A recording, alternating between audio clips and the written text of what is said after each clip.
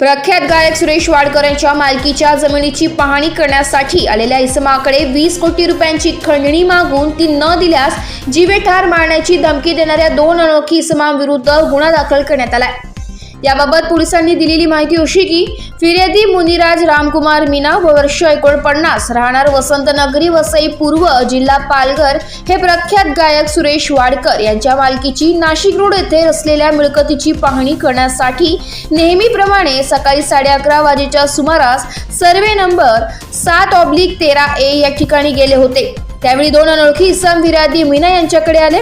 त्यांनी सुरेश वाडकर यांच्या जमिनीचे प्रकरण आमच्याकडे आहे असे सांगितले।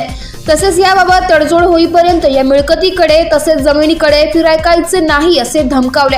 एवढेच नव्हे तर या 2 अनोळखी इसमांनी फिर्यादी मीना यांच्याकडे तडजोड होईपर्यंत दरगोडे बंधूंना 15 कोटी रुपये व त्यांच्या टोळीसाठी 5 कोटी रुपयांची खंडणी मागितली आहे। तसेच ही खंडणीची रक्कम दिली नाही तर जीवे ठार मारण्याची धमकी फिर्यादी मीना यांना दिली आहे। या प्रकरणी उपनगर पोलीस ठाण्यात 2 अनोळखी इसमांच्या विरुद्ध खंडणीचा गुन्हा दाखल करण्यात आला असून पुढील तपास उपनगर पोलीस करीत आहे। स्टार 1 महाराष्ट्र न्यूजसाठी प्रतिनिधी इरफान पठाण, नाशिक। जितेंद्र सपकाळे, पोलीस निरीक्षक, उपनगर पोलीस स्टेशन।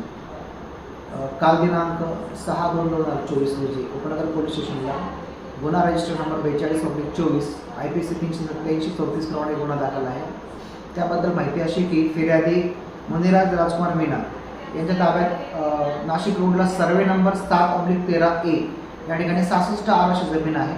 सदर जमिनीचं देखरेखीचं काम त्यांच्याकडे आहे।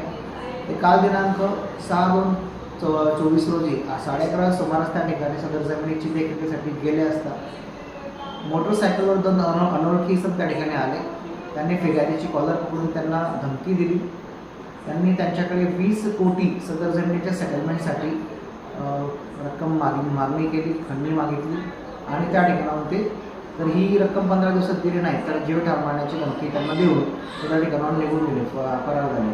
तर फिर्यादीने या 2 अज्ञात इसमांविरुद्ध पोलीस स्टेशनला तक्रार दिलेली आहे। गुन्हा दाखल आहे आणि त्या संदर्भात आम्ही तपास करीत आहोत।